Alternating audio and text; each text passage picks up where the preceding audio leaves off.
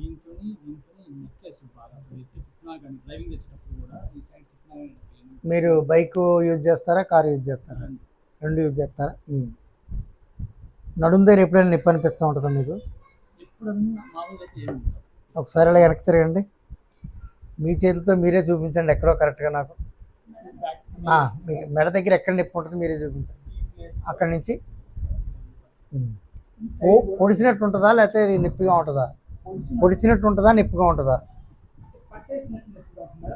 అంటే రెండో వైపు నేను తిప్పలేనని, అంతే కదా? మీ పేరేం పేరు? సందీప్.